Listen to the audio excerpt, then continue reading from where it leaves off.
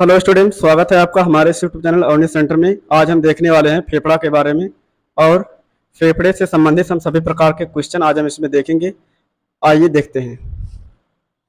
सबसे पहले फेफड़ा जो होता है 16 छल्लों का बना हुआ एक उपास्थि का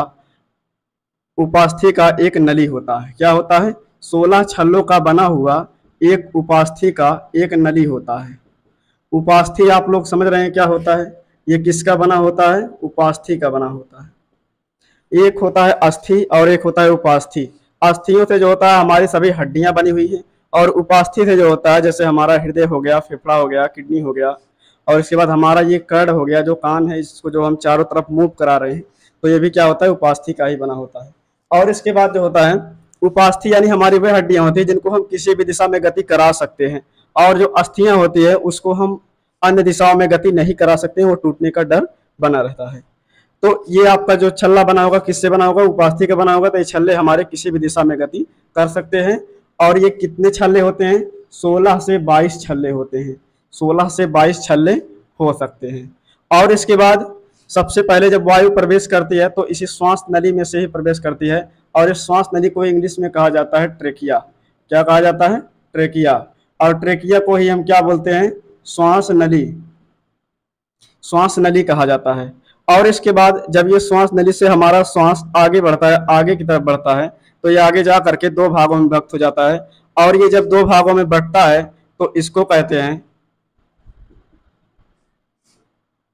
इसको यहाँ पे कहेंगे, जब ये दो भागों में बटेगा तो इसको बोलेंगे ब्रोंकाई। क्या बोलेंगे? ब्रोंकाई बोलते हैं। और इसके बाद जब ये हमारा दो हिस्सों में बट जाएगा तो उसके हम बोलेंगे, उस हिस्से को ब्रोंकाई बोलते हैं जिन दो हिस्सों से बटता है। और जब अलग अलग शाखाओं में बट जाता है तो उसके बाद जो होता है जब आगे श्वास प्रवेश करता है तो आगे जाता है कुछ गुब्बारों जैसी बनी हुई संरचना में, जिसको हम क्या बोलते हैं? एल्वोलाई। एल्वोलाई बोलते हैं। और इसके बाद जो है अगर एल्वोलाई को हम हिंदी में पूछे तो क्या कहा जाता है? तो इसको कहते हैं कूपिका। एल्वोलाई को क्या बोलेंगे हिंदी में? कूपिका कहते हैं। यही जो बॉल जैसी संरचना होती है इसी में आपका वायु भरता है, और यहाँ पर जो होता है एक विसरण की क्रिया होती है, और विसरण की क्रिया के दौरान जो होता है ऑक्सीजन को अंदर ले लिया जाता है और CO2 को आपका यहीं से बाहर छोड़ दिया जाता है। सबसे पहले श्वास ट्रेकिया के माध्यम से अंदर आया, दो हिस्सों में बटा तो उसको बोले ब्रोंकाई, और जहां से श्वास प्रवेश किया तो उसको बोले थे ट्रेकिया यानी श्वास नली। और जब दो हिस्सों में बटा तो इसको बोले ब्रोंकाई। और इसके बाद जो है जब ब्रोंकाई के माध्यम से अलग अलग शाखाओं में गया तो आगे जो मिला वो कूपिका में प्रवेश किया, और कूपिकाओं की संख्या लगभग होती है 300 करोड़। 300 करोड़ आपकी कूपिकाएं फेफड़े में मौजूद होती है। 300 करोड़ कूपिका पाई जाती है। और यहीं पर कूपिकाओं में क्या होता है? विसरण की क्रिया होती है। एक ऐसी प्रक्रिया है जिसके दौरान जो होता है ऑक्सीजन को हमारे ब्लड में घोल दिया जाता है, और इसके बाद CO2 को यहीं से बाहर कर दिया जाता है। तो यहाँ तक की जो प्रक्रिया आपका श्वसन होता है, आप लोग श्वसन के बारे में पढ़े ही होंगे कि श्वसन आपका दो टाइप का होता है, एक अंतः श्वसन होता है, एक बाह्य श्वसन होता है। अंतः श्वसन जो होता है दो प्रकार का हो सकता है, एक आक्षी श्वसन और एक अनाक्षी श्वसन। बाह्य श्वसन आपका अकेले होता है। तो बाह्य श्वसन जो आप लोग मुंह से श्वसन लेते हैं, यहाँ से सांस लिए फेफड़े में गया, फेफड़े से जो बाहर आया वही हो गया आपका बाह्य श्वसन। यदि जब फेफड़े से जब आपका ब्लड में घुल जाता है ऑक्सीजन तो वहां पे आप लोग का आंतरिक श्वसन स्टार्ट हो जाता है। तो आंतरिक श्वसन दो तरह का होता है, एक अक्षी होता है, एक अनाक्षी श्वसन होता है। अक्षी श्वसन ऑक्सीजन के मौजूदगी में होता है यानी ऑक्सीजन की उपस्थिति में होता है, और अनाक्षी श्वसन जो होता है बिना ऑक्सीजन के ही हो जाता है। अक्षी श्वसन में जो होता है आप लोग को पहले ही पढ़ाया जा चुका है कि 36 ATP ऊर्जा अणु का निर्माण होता है। 36 और 38 दोनों ATP ऊर्जा अणु का निर्माण होता है। ये एग्जाम में पूछा जाता है कि प्रोकैरियोटिक कोशिका में कितने ATP ऊर्जा अणु का निर्माण होता है। प्रोकैरियोटिक कोशिका में 38 ATP ऊर्जा अणु का निर्माण होता है, जबकि यूकैरियोटिक कोशिका में 36 ATP ऊर्जा अणु का निर्माण होता है। तो ये एग्जाम में कंफ्यूजन वाला क्वेश्चन है। और इसके बाद जो है इसमें सबसे पहला क्वेश्चन पूछा जाएगा फेफड़े में छल्लों की संख्या, तो आपका उत्तर होगा 16 से 22। और इसके बाद फेफड़े के जो छल्ले होते हैं किसके बने होते हैं? तो उपास्थि के। किसके? उपास्थि के बने होंगे।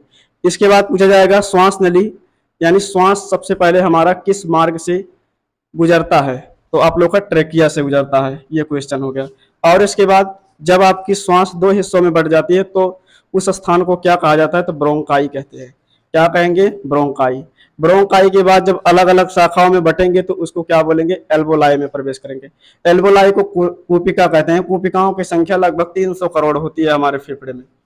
और इसके बाद जो है इससे संबंधित क्वेश्चन पूछा जाता है, जो भी पूछा जाता है बता दे रहे हैं।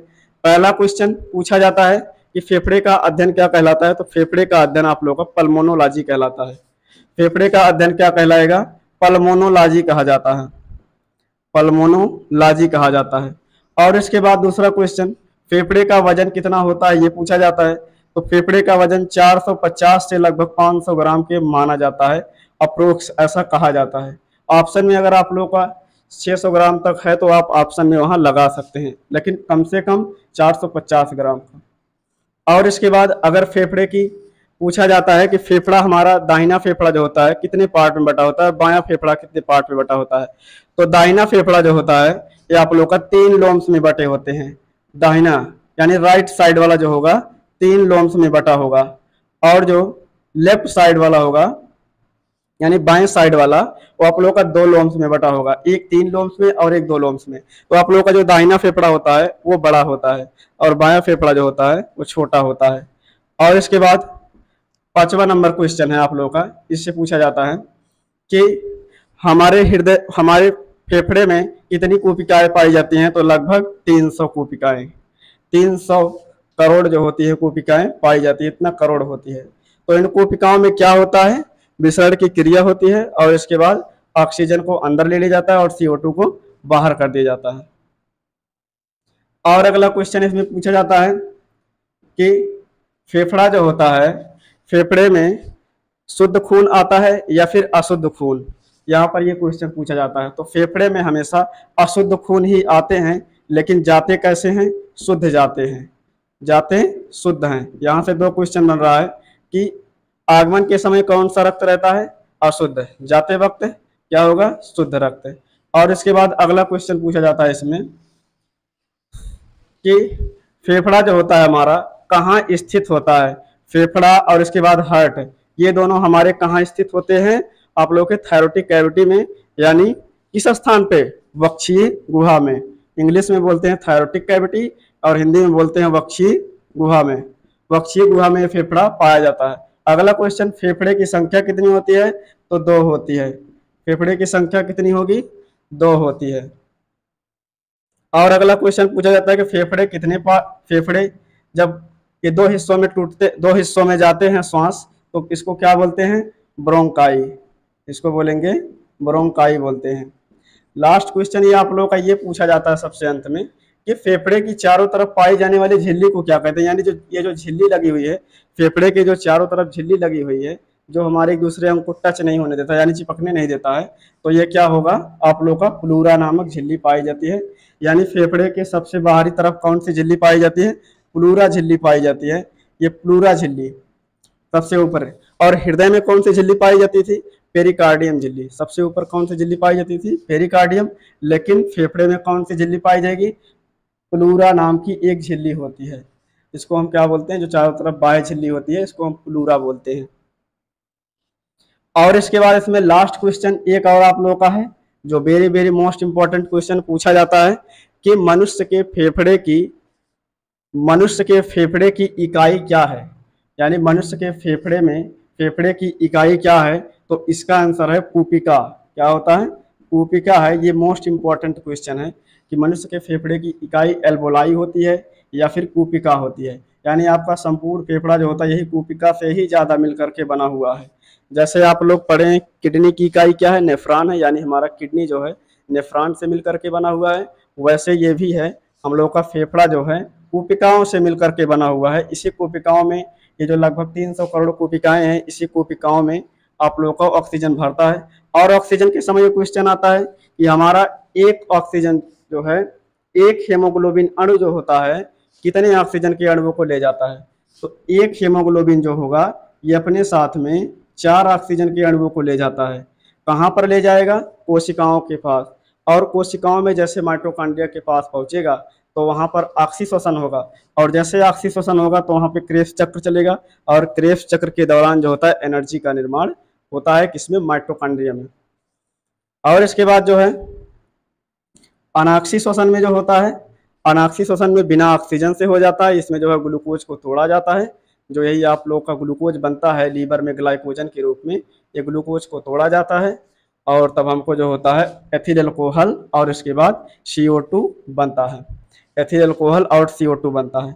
और फिर जो होता है अनाक्षी श्वसन में, अनाक्षी श्वसन आप लोग का अगर फेफड़े वहाँ मांसपेशियों में हो रहा है तो वहाँ पर लैक्टिक अम्ल का निर्माण होता है। और लैक्टिक अम्ल जो होता है अगर आपके शरीर में जम जाएगा तो आपको थकान की महसूस होती है। आज का वीडियो बस यहीं तक। अगर वीडियो अच्छा लगा हो तो लाइक, शेयर और सब्सक्राइब करना। Thanks for watching.